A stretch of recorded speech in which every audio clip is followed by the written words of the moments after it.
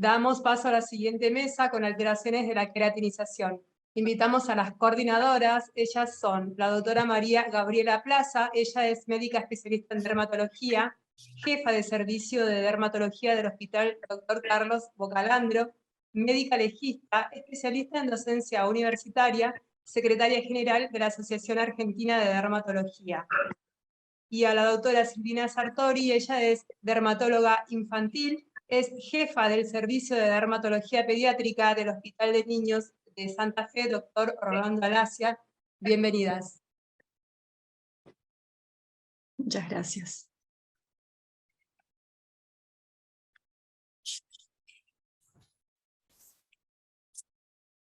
Gabriela Plaza. Hola, hola, ¿cómo están? Buen día, muchas gracias por la presentación y muchas gracias por la invitación. Vamos a dar comienzo entonces a nuestra mesa desde alteraciones en la queratinización y voy a presentar al resto de los colegas que nos van a acompañar en esta mesa. Estamos con dos secretarios a cargo de la doctora Solís Teresa, la cual es residente de tercer año del Hospital de Clínicas, la doctora López Leticia Ocampo, médica especialista en dermatología pediátrica, pediatra y también neonatóloga del Hospital Oscar Arende y Sanatorio Güemes. Los colegas que nos van a acompañar para comentar los casos y realizar sus aportes es el doctor Lagodín César, médico dermatólogo, que se encuentra a cargo de la sección de psoriasis del Hospital de Clínicas. Y por último, la doctora Balinoto Laura, que es investigadora de CONICET, y también está a cargo de biología molecular de genodermatosis de CEDIGEA. Así que cedo la palabra a la secretaria Solís Teresa, la doctora, que va a dar lugar a la primera disertante. Hola, muy buenos días. Vamos a dar inicio con la primera charla a cargo de la doctora Claudia Jiménez. Ella es especialista en clínica médica y actualmente en su formación como dermatóloga en el Hospital Piñeiro. Bienvenida, doctora. Gracias.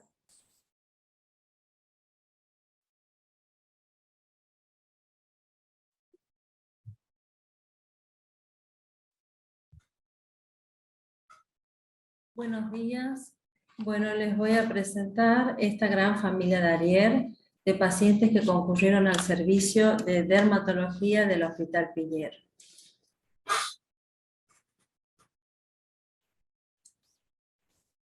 Este es un genograma donde voy a representar la estructura familiar y podemos ver que esta historia comienza con este señor de ascendencia africana en unión con esta señora de ascendencia italiana y tuvieron dos hijos.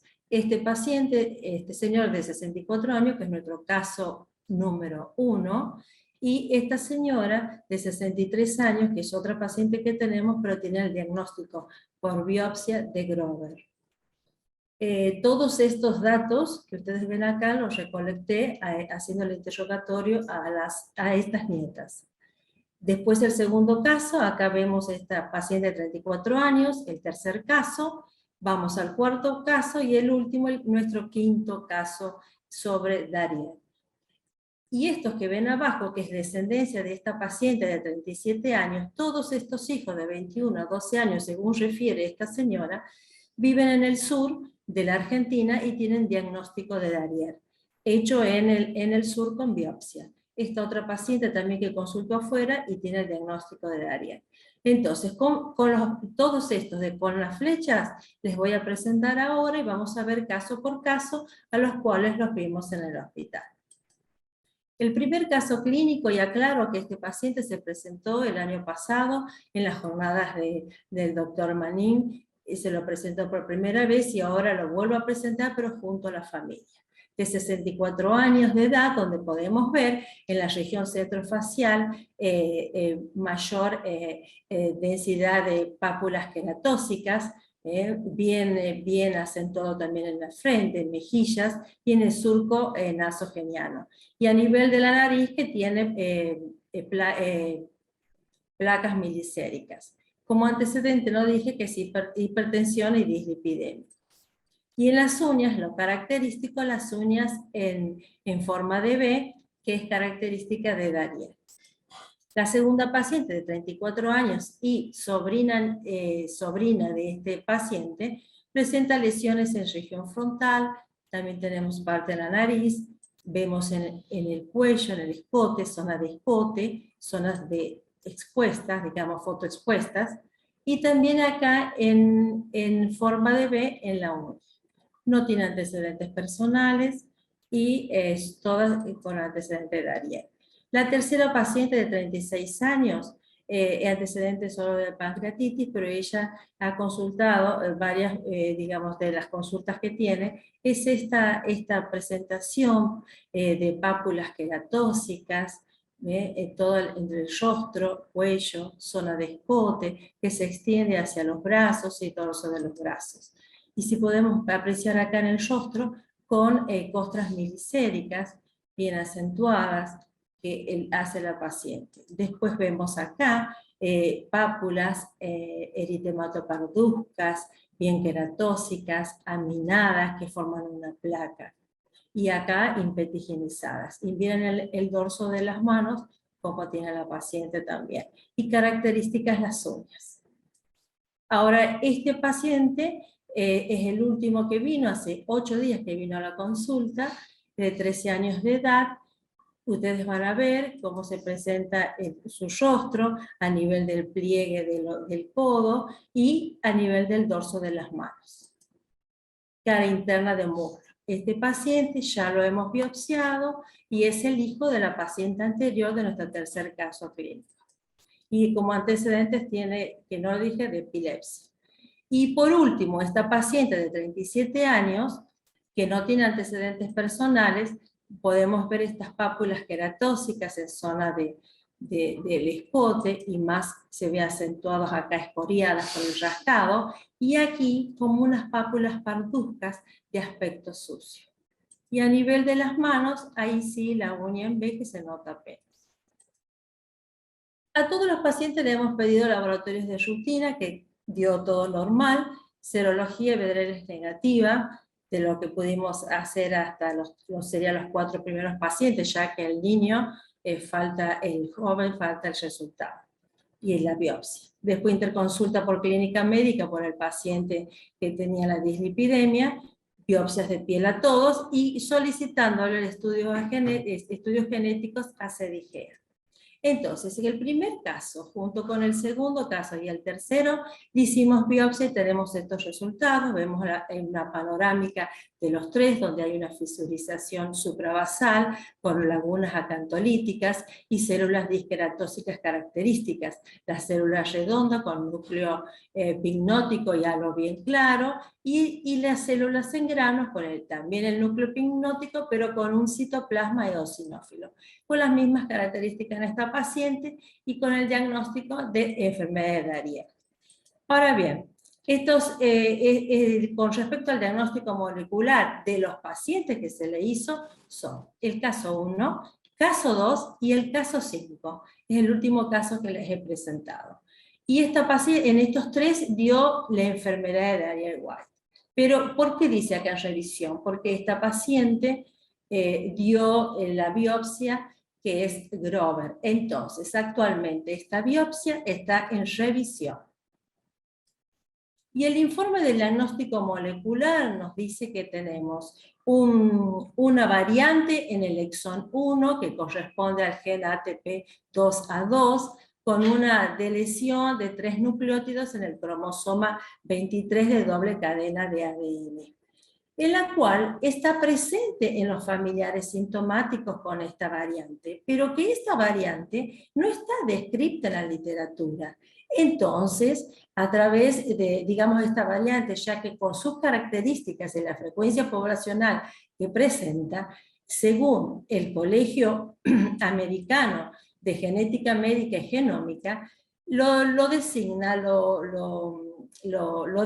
esta variante como una variante probablemente patogénica, o sea que tienen Ariel.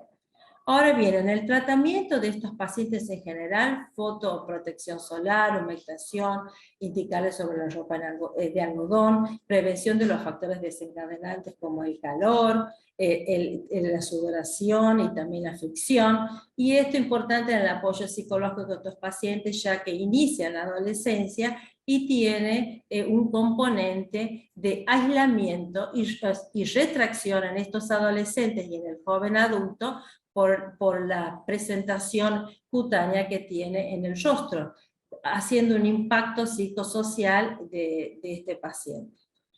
Y indicamos la mometasona en crema a nivel de la zona facial, antihistamínicos en general, que tenían prurito, que era leve, mupirocina en zonas impetigenizadas o en zonas con costras milicéricas, y clobetasol en crema para el cuerpo.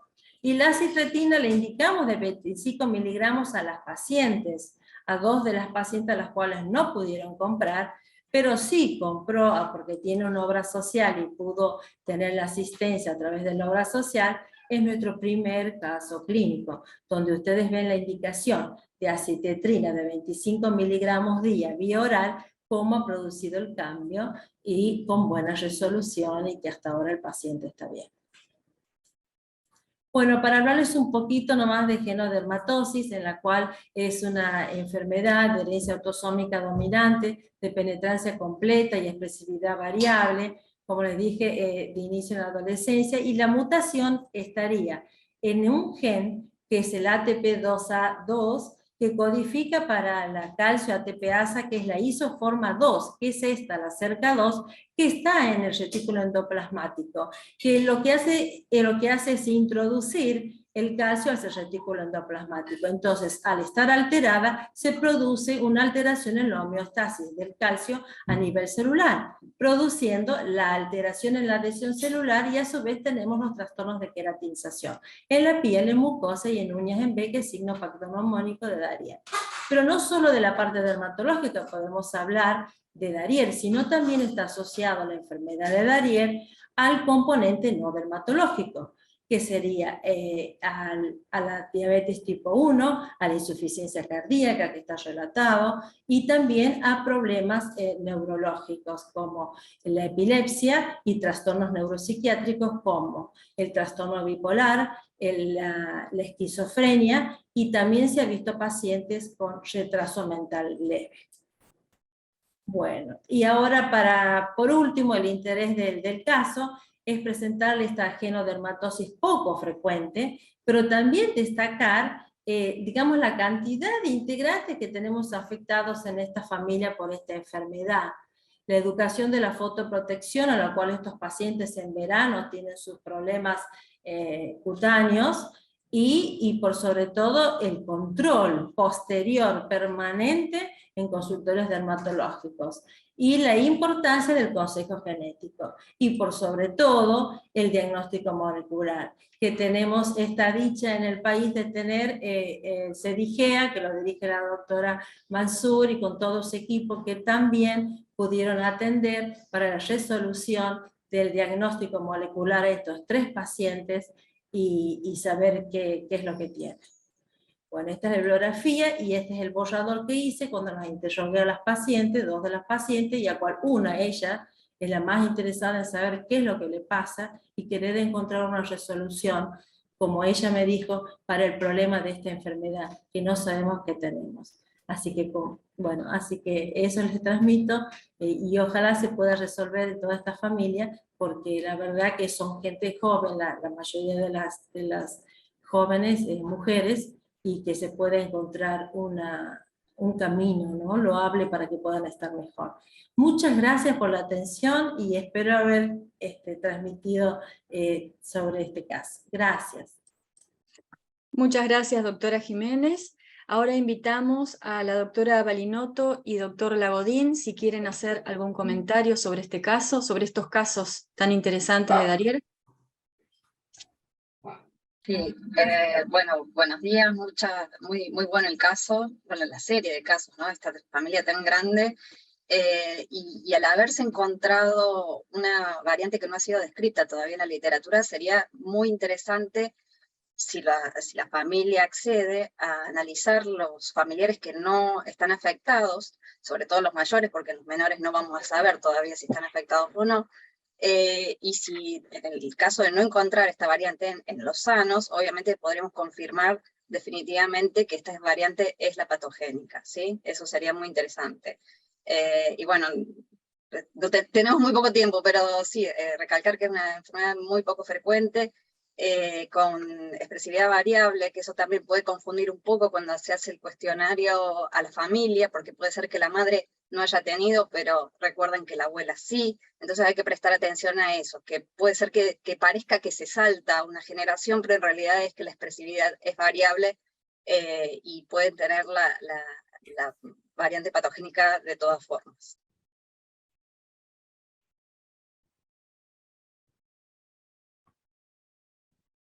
Yo solamente agregarles que en realidad nos sorprende la cantidad de integrantes en el hospital que vamos encontrando con la enfermedad, ¿no? Y que van viniendo y se van, obviamente, estas temperaturas extremas que estuvimos padeciendo hicieron que uno de los pacientes, que es el más chiquito, se haya brotado ahora y haya aparecido estas lesiones, ¿no? Por eso la doctora Jiménez había dicho que está la biopsia recién hecha la semana pasada, y por otro lado, que ante esta variante que se está estudiando a través de SEDIGEA, ¿no? Que se detectó, tuvimos que mandar a revisar esta biopsia de esta otra paciente que en un principio nos había dado enfermedad de Grover, que en definitiva son diagnósticos diferenciales, y que histológicamente también, ¿no? Tienen como algo muy fino a nivel histológico para diferenciarlos. Y bueno, frente a esta variante y diagnóstico que nos presenta SEDIGEA, tuvimos que enviar nuevamente a revisar la muestra de esta paciente. Así que la verdad que muy interesante y estamos siguiendo a todos los familiares, ¿no? Sí. Es como para ver si después no hay que publicarlo, ¿eh? Bien, el eso no lo doctor- dudes, que publicación tiene que ir. Bien, el doctor Lagodín está teniendo un problemita técnico para conectarse, lo van a solucionar. No sé si quieren que continuemos con el próximo caso. Sí. Bueno, presentamos al segundo caso, está a cargo de la doctora Javiera González Velardo, ella es dermatóloga pediatra, integrante del equipo de SEDIGEA. Bienvenida, doctora. Hola, ¿qué tal? Buen día. Bueno, paso a compartir pantalla.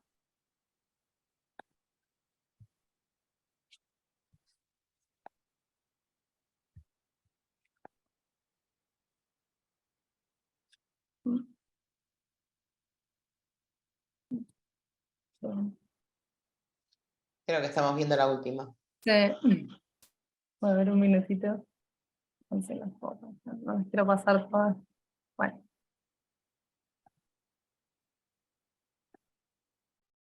Ahí está. ¿Se ve bien? ¿Se escucha bien?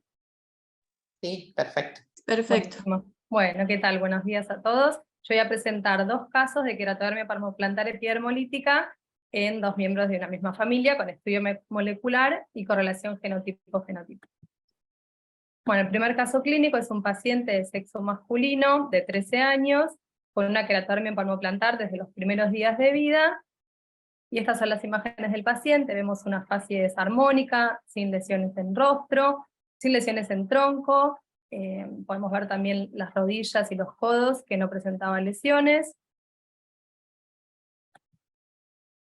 Y acá en dorso, en palmas y en plantas vemos esta hiperkeratosis amarillenta característica, con fisuras en las manos, con este halo eritematoso en el borde de la lesión también característico. En el dorso de manos y de pies podemos ver estos knuckle pads o almohadillas articulares, tanto en las articulaciones de las manos como de los pies. Acá. Y el caso clínico número 2 es la madre del paciente, sexo femenino de 52 años, también con una queratodermia palmoplantar desde la infancia, y la paciente traía una biopsia con una hiperkeratosis epidermolítica.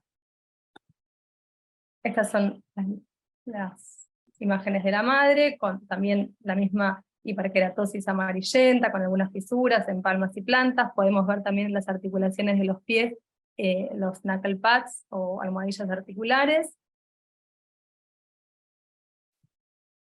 Bueno, y para hablar de queratodermias palmoplantares, sabemos que hay dos grandes grupos, las primarias hereditarias y las secundarias adquiridas. Obviamente que en esta reunión vamos a hablar de las primarias, pero también siempre tener en cuenta cuando se presenta un paciente a la consulta, que estas queratodermias palmoplantares también pueden ser secundarias a infecciones, a neoplasias, por fricción, etc. Bueno, y acá tenemos la clasificación de queratodermias palmoplantares primarias. Esta clasificación se fue modificando con el advenimiento de las técnicas de diagnóstico molecular, pero tenemos estos tres grandes grupos que se dividen por su clínica según sean difusas, focales o punteadas. Las difusas, como tienen nuestros dos pacientes, comprometen toda la palma y toda la planta. Las focales son lesiones, placas localizadas, generalmente en zonas de presión, y las puntatas o punteadas son pápulas, que a veces pueden acuminarse en pequeñas placas.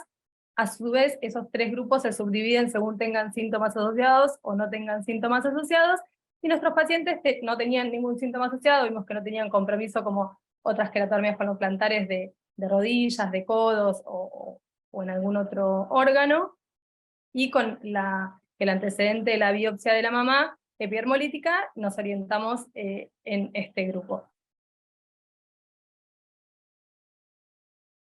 Bueno, se realizó el diagnóstico molecular a través de una muestra del paciente de sexo masculino, en la cual se encontró una variante en el exón 1, que corresponde a un cambio de citosina por timidina en la posición 487, y esto predice un cambio en la posición 173 de una arginina por un triptofano. Esta mutación está descrita en la bibliografía, como vemos acá en el artículo. Bueno, y con la clínica y el estudio molecular se llegó al diagnóstico de estos pacientes. Quería comentarles también este artículo que encontramos que se publicó en 2019, en donde se presentan tres grandes familias en China, en la cual se describen 33 mutaciones, son 100 pacientes en total, y se describen 33 mutaciones del gen de la citoqueratina 9, de las cuales 23 se encuentran en la región 163, que se encuentran en la región 1A, que eso también se correlaciona con nuestros pacientes. De las 23, el codón 163, que es el que presentaba también nuestro paciente, se define como un sitio hotspot para el gen de la citoqueratina 9, de los 100 pacientes, 48 tenían esta mutación, y se identifican algunas mutaciones con posible correlación clínica con almohadillas articulares. O sea, la variación que tenía nuestro paciente, como vemos en la posición 163, se asocia a almohadillas articulares. Esto, digamos, después charlándolo con la doctora Balinotto y con la doctora Di Natale, encontramos que hay varios pacientes en CIGEA que tienen esta mutación, y muchos tienen también esta clínica. Y bueno, y otras variaciones se describieron en este trabajo que no se asocian a almohadillas articulares. Acá vemos una imagen del trabajo donde tenemos estos tres grandes grupos, con la variante de cada uno.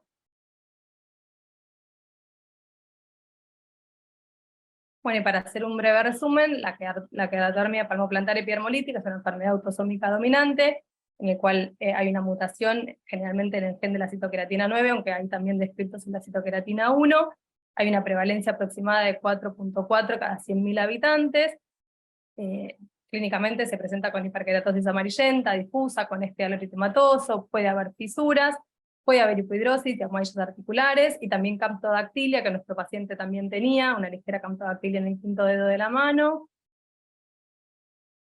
En cuanto al tratamiento, se describen queratolíticos y calcipotriol, tratamientos locales, en muy pocos casos se asocian retinoides orales, en casos muy puntuales y por periodos cortos. Bueno, las conclusiones, las queratodermias palmoplantares son un grupo heterogéneo de condiciones con una gran diversidad de mutaciones genéticas. Las técnicas de secuenciación han llevado a reclasificar estas condiciones, y la secuenciación de genes dirigidos de queratodermia ayudan a confirmar los diagnósticos y orientar los tratamientos y asesorar en cuanto al consejo genético. Muchas gracias por su atención. Muchas gracias, doctora, muy bueno el caso, la verdad. Damos el lugar a la palabra para los aportes y los comentarios a la doctora Balinotto y al doctor Lagodín, que no sé si pudo resolver su conexión. Creo que sí, creo que Ay, estoy perfecto. solucionado, ¿no? ¿Se me escucha Ay, bien? perfecto, sí, se te escucha bien. Ah, Bien, perfecto, perfecto. Primero, disculpas por esta alteración en cuanto a la conexión. Y segundo, voy a ir un poquito para atrás para el primer caso de la doctora Claudia Jiménez, con estos casos de Darier, que en realidad estos casos familiares, la verdad que excelente. Se ve bien las manifestaciones a nivel de piel, las manifestaciones a nivel de las uñas, y también habría que ver las manifestaciones en mucosa, que son pequeñas pápulas blanquecinas que se dan en mucosa oral, a veces también en mucosa rectal, pero que se ven a ver muy bien a nivel de las encías. En cuanto al tratamiento, depende de la extensión, generalmente es tratamiento tópico, pero si es muy extenso, los retinoides sería la droga de elección. Ahora, si hay cuadros de eczematización generalizada o de afectación vulvar muy importante, se puede utilizar la ciclosporina en dosis de 2,5 a 3 miligramos kilo. Eso es mi aporte en cuanto a al primer caso, y bueno, este segundo caso también muy lindo de la doctora Javiera, en el cual también, como dijo ella, el tratamiento con acitetrin por periodos cortos es el de elección a nivel sistémico. Perfecto, doctor, gracias por los aportes. Si alguien quería comentar algo más, y también antes de pasar y continuar con la actividad, si hay alguna consulta, alguna pregunta que venga del chat o de YouTube, si las secretarias son tan amables de exponerlas. No, yo quería preguntar si les dolía, ¿no? Porque realmente, o qué experiencia tiene el resto en cuanto al dolor en estos pacientes, porque realmente algunos de ellos tienen un dolor nociceptivo, no sé, pero muy importante, muy severo, que les altera la calidad de vida, que incluso están con paliativos, a veces reciben hasta gabapentin. Quería ver si otros con tratamientos así locales, pero bueno, quería ver si alguien más tenía experiencia de queratodermias muy dolorosas. No. Bueno. Seguiremos de las mismas formas, ¿no? El tratamiento... Sí, a ver, la verdad que nosotros en el servicio también. hemos tenido, pero no invalidante, pero sí, obviamente estos son casos en los cuales, más allá que también es dificultoso o se solapa a veces con otros diagnósticos, es el tratamiento y la respuesta al tratamiento, que a veces uno se siente como que quedó, digamos, mucho más no puede hacer. Pero bueno, no nos ha pasado de algo que realmente sea invalidante, un dolor que le genere que no se pueda movilizar, más que nada por las fisuras y demás. Pero bueno, eso desde la experiencia de nuestro servicio.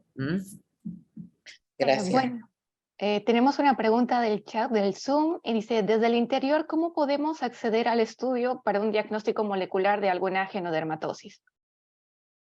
Que se contacten con cevigea.med@gmail.com y nosotros les enviamos cómo hacer las historias, cómo trasladar la muestra. Son solo 2 centímetros, o sea, tubitos de hemograma con esta, con 2 centímetros de sangre del paciente y de los familiares, mamá y papá, en general, para poder después corroborar y comprobar y confirmar.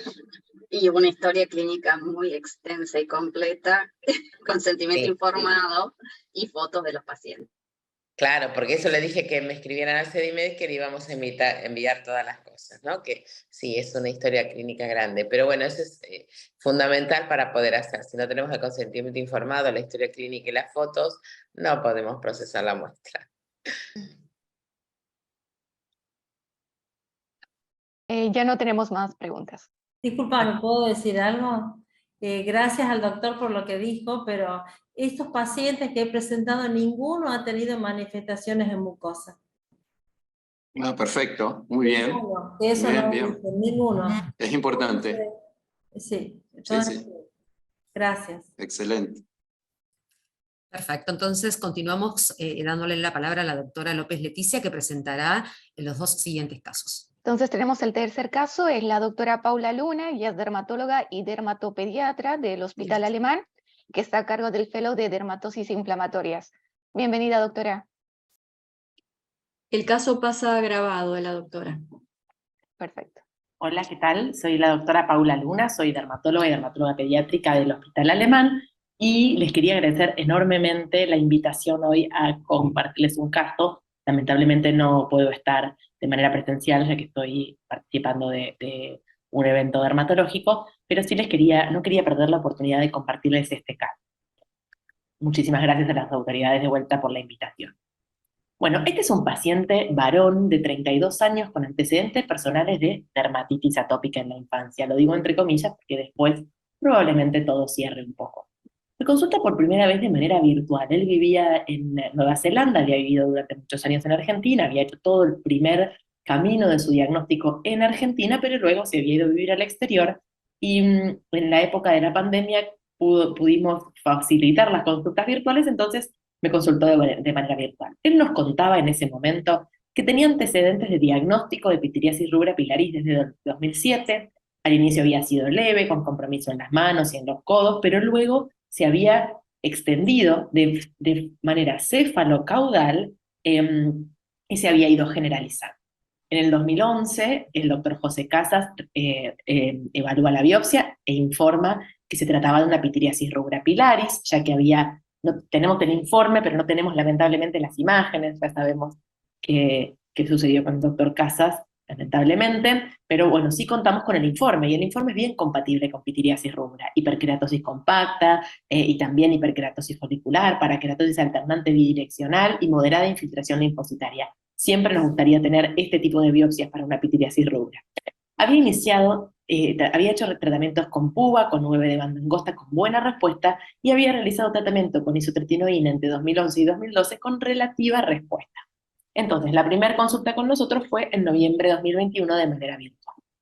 Estas son las fotos que remitía el paciente, ya por su historia, y una historia tan larga de pityriasis rubra, y por algunas cosas que él me contaba, a mí se me prendieron algunas alertas. Como ven, se parece bastante a la pityriasis rubra, pero le sobran cosas. Miren estas manos, estos dedos como tiene, cómo tiene el dorso de los pies también comprometidos. Estas lesiones que, si bien tienen islas de piel sana o recortes de piel sana, tienen una parakeratosis y tienen estas islas de piel sana, clínicamente se parece bastante a una pityriasis rubra, aunque no es tan florida, aunque no es tan intensa. Pero miren cómo compromete. Esto sí, ya vino presencial, vino de visita a la familia y lo pude ver de manera presencial, cómo tenía estas lesiones rosadas, pálidas, pero a él le traía gran compromiso en su calidad de vida. Estaban generalizadas, en algunas áreas eran más papulosas, en otras eran ya más acminadas formando placas. En dorso, por ejemplo, vean cómo tiene esta especie, estas es las zonas de piel sana que él tenía. El resto era todo eritema, no muy intenso, sino muy extenso, algunas áreas más hipopigmentadas, pero siempre con esta escamita folicular.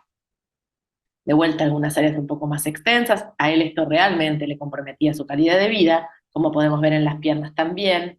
El extenso compromiso no era grave. Si yo tuviera que hacer, si esto lo homologara con una psoriasis, no tiene mucho espesor, no tiene mucho grosor, no tiene gran eritema, pero sí una muy importante extensión. Además tenía, ven, por todo el tegumento, y este compromiso en el dorso de los pies, parecido al que les mostré en las manos, que nos llamaba poderosamente la atención.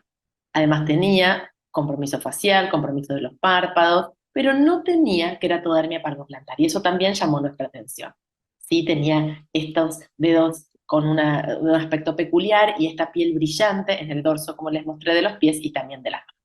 Entonces, en este paciente que tenía pityriasis rubra de inicio en la infancia, pero persistía, compromiso facial, poco compromiso, poca hiperkeratosis palmoplantar y algunas lesiones psoriasiformes superpuestas con pityriasis rubra pilaris, la verdad es que pensamos en la posibilidad de que se tratara de un síndrome CAPE o esta erupción papuloescamosa asociada a la mutación del CAR14. Tuvimos la oportunidad, en el momento que el paciente vino a Argentina, de solicitarle el estudio genético para él y para ambos padres, y logramos caracterizar, gracias a CEDIGEA, en este paciente la mutación heterocigota probablemente patogénica en el exón 13 de este gen SORS2, o también conocido como CAR14. Entonces confirmamos el CAR14, inició acitretin con una excelente respuesta al tratamiento. Como está de viaje, lo volví a ver a través de fotos y la verdad que la respuesta fue muy satisfactoria. Tu pregunta ahora es, ¿cuánto tiempo más tendré que seguir? Y la respuesta es que esta enfermedad la va a tener de por vida. Entonces este fue el primer trabajo en el que tuvimos la suerte de participar, juntando un número interesante de pacientes con esta mutación, en pacientes con un espectro de psoriasis o formas familiares de pitiriasis rubra pilaris. Se describen en este estudio las características clínicas, también las características histológicas de 15 familias con esta erupción papulopustulosa asociada al CAR14. Salvo 2 pacientes, todos los demás habían iniciado bien temprano en la vida y el fenotipo fue variando, pero algunos incluso llegaron a presentar eritrodermia. Estas eran las lesiones que mostraba el estudio: inicio temprano, como en nuestro paciente, placas asimétricas bien delimitadas de este color rosado, como en nuestro paciente. Y miren, nada, la verdad es que nosotros lo pensamos recordando en las imágenes que habíamos visto. No son placas tan infiltradas, no son placas tan escamosas como vemos en psoriasis, son más purpuráceas, más sutiles. En este caso había algo de queratodermia panoplantar, pero nosotros sabemos que la queratodermia panoplantar es una característica bien marcada de la pitiriasis rubra, y este paciente no la tenía, y por eso nos hizo pensar. Y 2 pacientes sí tenían algo que tenía nuestro paciente, que eran estos cárneres esclerodermiformes en las manos. En el trabajo habían recibido diferentes tratamientos y ellos abogaban por el uso de ustekinumab por un mecanismo fisiopatogénico asociado a la activación de esta caspasa del CAR14 que pareciera estar asociada. Pero la verdad es que hay muchas opciones terapéuticas disponibles y tal vez potencialmente efectivas. Incluso el acitretin en nuestro paciente fue una opción efectiva. Pero miren lo que muestra la literatura, es que es un paciente con ustekinumab, no presentó esta respuesta a nuestro paciente todavía. Miren cómo incluso se ve como el vello corporal mejoró, probablemente producto de la no tan importante inflamación. Y lo que destaca este artículo son los fenotipos variables que puede haber con esta mutación, pero nos empieza a hacer sonar la posibilidad de tener a nuestros pacientes con esta alteración. Entonces ustekinumab es una opción terapéutica, pero también hay reportes con Gusel, con Secu y con Ixekizumab. Entonces, ¿cuándo pensar en CAPE? En pacientes con dermatosis papuloescamosa, con características superpuestas entre psoriasis y pitiriasis, de inicio temprano, con afectación predominantemente en la cara, antecedentes familiares de pitiriasis o de psoriasis, y escasa respuesta a los tratamientos convencionales y respuesta con el ustekinumab. Además, se reportaron otros trabajos también de la doctora Larralde y la doctora Cindy Frarek y la doctora Lía Peretti, con niños también con esta dermatosis. Miren cómo las lesiones se le parecen, una de 12 meses, otro niñito de 7 años y otro de 5 años también con estas mutaciones características en el CAR14, y estos otros pacientes que recibieron el tratamiento sistémico con una mejoría marcada. Miren cómo estas manos también se parecen a las de nuestro paciente. Entonces queríamos presentar este caso para también recordar que las genodermatosis no son solo enfermedades pediátricas, que también hay que pensar en CAPE en pacientes adultos con pitiriasis rubra pilaris familiar o pitiriasis rubra de inicio en la infancia y persistente hacia la edad adulta, o pacientes con psoriasis familiar, sea tanto pustulosa como no pustulosa. Muchísimas gracias. Muchísimas gracias a la doctora Luna. Y damos lugar a los comentarios. Sí, yo solamente quería agregar que en este caso en particular la sospecha era todavía más difícil, ya que la variante se presenta de nuevo, o sea, no estaba presente en sus padres, lo que podría haber dado una pista, pero bueno, finalmente la pudimos encontrar. Bien, bien, en cuanto a este caso de Paula, muy lindo. Ha tenido una muy linda respuesta a la citetrin, pero hay que tener en cuenta que estos pacientes con CAPE generalmente pueden que no tengan respuesta o tengan una respuesta parcial a los tratamientos que generalmente damos para psoriasis, ya sea metotrexato, ya sea citetrin, ya sea ciclosporina. En este caso respondió perfecto a la citetrin, pero a veces no sucede eso. El ustekinumab es una droga que es un biológico que se utiliza en estos casos con muy buena respuesta, pero a veces la dosis de 45 miligramos cada 3 meses no es suficiente y se requiere aumentar la dosis a 90 miligramos y a veces cada 2 meses.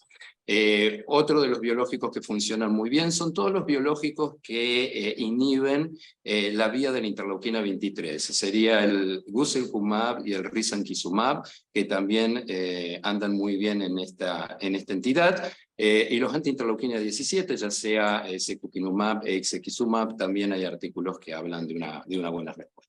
Pero bueno, tener en cuenta que los tratamientos clásicos, tanto de psoriasis como de pitiriasis rubra pilaris, en estos pacientes a veces pueden que no tengan una respuesta satisfactoria. Muchas gracias por los comentarios. Damos lugar al próximo caso. Lo presenta la doctora Leticia. ¿Está presente o tiene problemas de conexión? Tengo un problema de conexión. Ah, ¿estás? Sí, estoy bien. Bueno, sigamos con el próximo caso entonces. Bueno, presentamos a la doctora Romina Florencia Pombar, pediatra y dermatóloga pediatra del Hospital Juan P. Garrahan. ¿Se escuchó? ¿Se escuchó? No. Sí, se escuchó Sí, perfecto. doctora. Ah, bueno. La doctora Pomber está presente para su caso. Si no está presente, Vamos podemos... a colocar la grabación. Ah, bien, la grabación. Perfecto. Buen día, mi nombre es Romina Pombar y hoy voy a presentar el caso de una paciente con una variante patogénica en el gen KRT2 con ictiosis epidermolítica superficial congénita. Se trata de una paciente de sexo femenino de 10 años de edad, oriunda de Chubut, en seguimiento por nuestro servicio desde los 5 años de edad, por presentar lesiones hiperqueratósicas con ampollas desde los 9 meses de vida. Tiene el antecedente del padre con lesiones similares que comenzaron a la misma edad. Al examen físico presenta placas hiperqueratósicas, amarillentas, con descamación, distribuidas en dorso de ambos pies, tobillos y una descamación fina en plantas de ambos pies. En estas imágenes observamos placas hiperqueratósicas hiperpigmentadas ubicadas en pliegues antecubitales, dorso de ambas manos con respeto de palmas y por sectores presenta áreas de despegamiento superficial que dejan una base eritematosa no erosiva. Acá observamos lesiones similares que comprometen abdomen y miembros inferiores a predominio de rodillas y huecos popliteos. Cabe resaltar que la paciente no tenía antecedente de eritrodermia y no presenta compromiso unguial. En estas imágenes podemos observar el compromiso cutáneo que presenta el padre. Presenta placas hiperqueratósicas ubicadas en abdomen, en región periumbilical y sector inferior del mismo, y en extremidades superiores a predominio de cara extensora. Acá observamos el compromiso que presenta en extremidades inferiores a predominio también de cara extensora de piernas, sin compromiso de plantas de pies. La paciente traía el informe de una biopsia de piel por punch que se había realizado en otra institución al año de vida y que informaba una epidermis con ligera acantosis e intensa hiperortoqueratosis, vacuolización de la capa granulosa con leve edema intracitoplasmático y la presencia de gránulos queratohialinos gruesos. Con sospecha de ictiosis epidermolítica superficial congénita por la clínica de la paciente, los antecedentes familiares y el informe de la histopatología, solicitamos una valoración en SEDIGEA para realizar el estudio molecular que informó una variante patogénica en el exón 7 del alelo paterno del gen KRT2, confirmando así el diagnóstico de la paciente. Como tratamiento, utilizamos emolientes con ureal 10% y actualmente se encuentra en plan de inicio de tratamiento con acitretin. A modo de revisión del tema, la ictiosis epidermolítica superficial congénita o ictiosis bullosa de Siemens es un tipo de ictiosis ampollar poco frecuente, de herencia autosómica dominante, que se caracteriza por la presencia de lesiones hiperqueratósicas en los pliegues y menos frecuentemente en áreas periumbilical y lumbar, siendo característica la ausencia de eritrodermia. Puede acompañarse de ampollas flácidas intermitentes durante la infancia, siendo frecuente después de los 10 años de edad. En la histopatología se puede observar hiperqueratosis compacta, degeneración vacuolar del estrato espinoso y granuloso, engrosamiento de la capa granular con presencia de gránulos de queratohialina dispuestos de forma irregular y acantólisis. El diagnóstico definitivo se realiza a través del estudio molecular y el tratamiento se basa en la utilización de emolientes, alfa-hidroxiácidos, glicerina y urea para disminuir la cerosis y mejorar la calidad y el aspecto de la piel, y se reserva el uso de retinoides sistémicos para los casos más extensos. A modo de conclusión, el interés del caso es presentar una paciente con un tipo de ictiosis epidermolítica poco frecuente, de presentación familiar, y resaltar la importancia del estudio molecular para arribar al diagnóstico etiológico. Muchas gracias. Bueno, muchas gracias, doctora, por la presentación. La verdad que muy buen caso. Y hacemos la apertura para los comentarios y los aportes con respecto al caso presentado.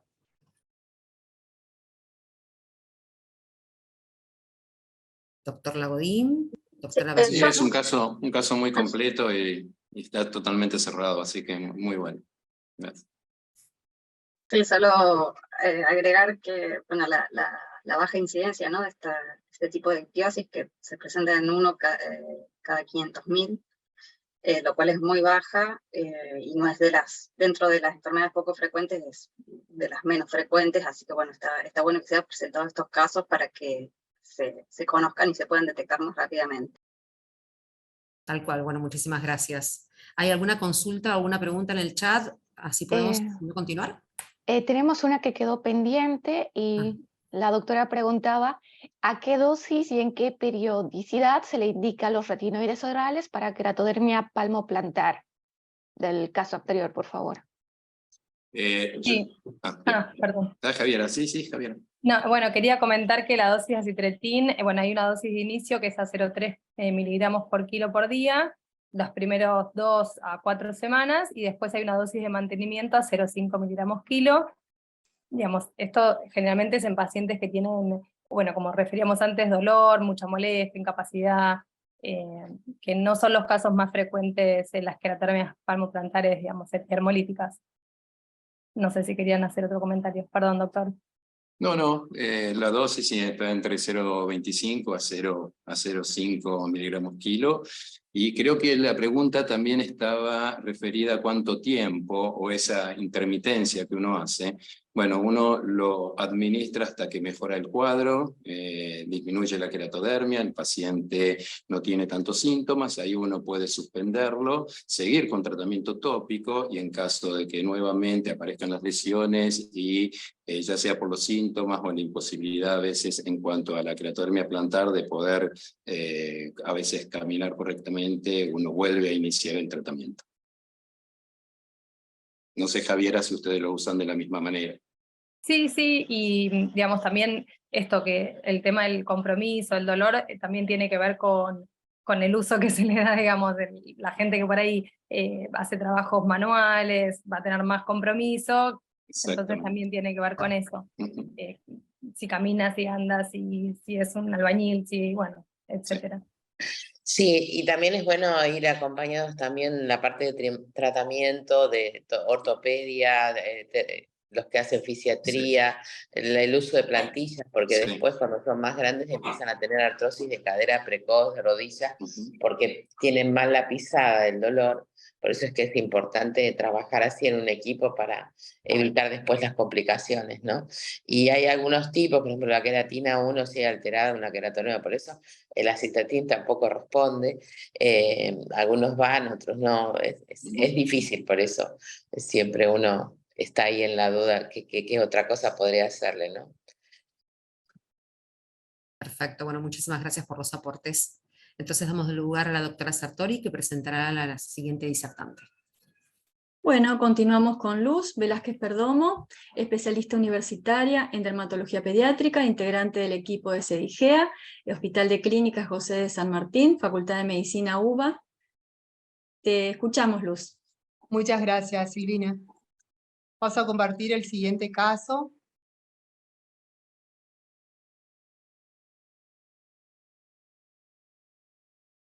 ¿Se ve? Sí, se ve perfecto. Muy bien, ahí vamos. Bien, el siguiente caso se trata de un paciente seguido desde los 3 meses de edad por la doctora Mariel Giobo. Es un recién nacido a término, peso adecuado, con como antecedentes perinatológicos. La madre refiere que nació con las manos arrugadas y que cuando le hicieron las huellas digitales fue difícil retirar la tintura de las mismas. Alrededor de los 30 días de vida inició con manchas en la cara interna de los muslos, sin antecedentes familiares de importancia, padres no consanguíneos, y concurrió a la consulta a los 3 meses con hiperkeratosis. En ese momento se había realizado el diagnóstico clínico de ictiosis. En cuanto al examen físico, estas son las primeras fotos. A los 9 meses de edad presentaba hiperkeratosis en cuello, hiperkeratosis en axilas, hiperkeratosis en codos y dorso de las manos.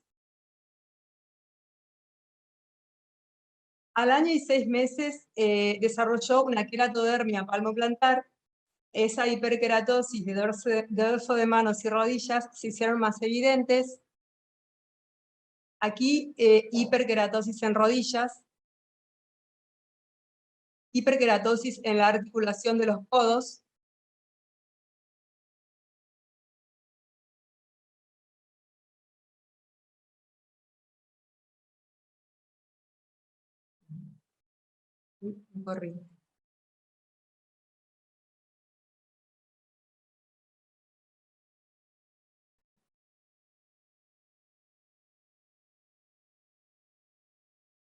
¿Se ve? Sí, se ve muy bien. Muy bien. Entonces, me quedé en hiperkeratosis en rodillas, hiperkeratosis en los codos.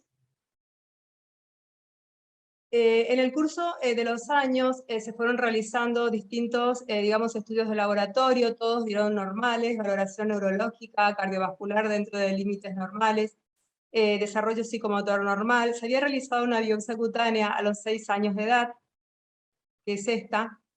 El estudio histopatológico informó epidermis con hiperplasia papilada, con elongación de redes de cresta, hiperpigmentación y sectores de la capa granulosa con degeneración vacuolar y granular, y endermis, espongiosis y laxo infiltrado de células redondas vinculable a un patrón de hiperkeratosis epidermolítica. A los 10 años de edad progresa la hiperkeratosis a dorso de manos, codos y axilas, hiperkeratosis e hiperpigmentación en rodillas, queratodermia palmoplantar transgredens y progresiva con grietas profundas. Aquí había recibido tratamiento con acitretina 10 miligramos día por 6 meses, con parcial mejoría clínica de las lesiones. A los 14 años de edad concurrió a CDIGEA con el diagnóstico de ictiosis epidermolítica. Al momento de la consulta presentaba hiperkeratosis en pliegues inguinales, cuello, fosa antecubital, muñecas, axilas, sin compromiso de tronco, abdomen ni áreas de extensión de los miembros. Hiperkeratosis e hiperpigmentación que compromete codos, rodillas, fosa poplitea y áreas de flexión del pie. Hiperkeratosis en nudillos de ambas manos, hiperkeratosis en dorso y áreas de flexión del pie. Importante queratodermia palmoplantar transgredens que compromete muñecas, tendón de Aquiles, la cual había iniciado a los 3 meses de edad de forma progresiva, y placas hiperkeratósicas en codos. Ante este cuadro clínico con hiperkeratosis en áreas de flexión, con queratodermia palmoplantar transgredens y progresiva y con un patrón histopatológico de hiperkeratosis epidermolítica, también pensamos en una ictiosis epidermolítica y solicitamos el diagnóstico molecular del paciente y los padres. Recibimos el diagnóstico molecular y se detectó una variante en el exón 9 del gen de la queratina 1. Esta variante es una lesión de 8 nucleótidos en la cola del gen de la queratina 1. No está descrita en la literatura, pero hay varias variantes descritas en esta zona del gen asociadas a distintos grados de queratodermia palmoplantar, y varios de los casos de ictiosis istris de Kurt-Macklin se dan en esa parte del gen. Con estos datos fuimos a repasar algunos casos similares vistos en CEDIGEA, como este, que es un nene de 4 años de edad que nació eritrodérmico y había desarrollado hiperkeratosis generalizada desde el mes de vida y hiperpigmentación al año. Y aquí vemos hiperkeratosis del pezón. Aquí vemos placas hiperkeratósicas hiperpigmentadas con distribución difusa sobre una base eritematosa. Hiperkeratosis gruesa, verrugosa, color marrón oscuro, parduzco, con espinas similares al puercoespín que cubren grandes articulaciones, miembros del tronco. Keratodermia palmoplantar severa, con grietas que dificultan las tareas y la deambulación. Hiperkeratosis subungueal. Con este cuadro clínico, con este patrón de hiperkeratosis epidermolítica y con esta variante en el exón 1 del gen de la queratina 1, se realizó el diagnóstico de litiosis de Kurr-Macklin. Este paciente en el estudio histopatológico también presentaba un patrón de hiperkeratosis epidermolítica. No lo había aclarado.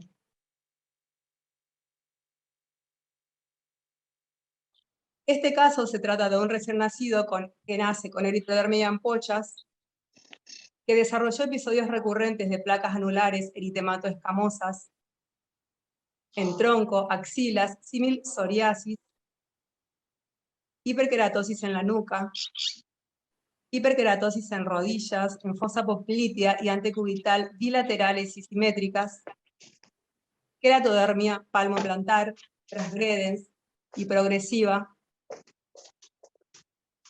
con un patrón histopatológico de hiperkeratosis epidermolítica. Aquí se detectó una variante en el exón 7 del gen de la queratina 1 ya descrita en la literatura asociada a ictiosis cíclica con hiperkeratosis epidermolítica.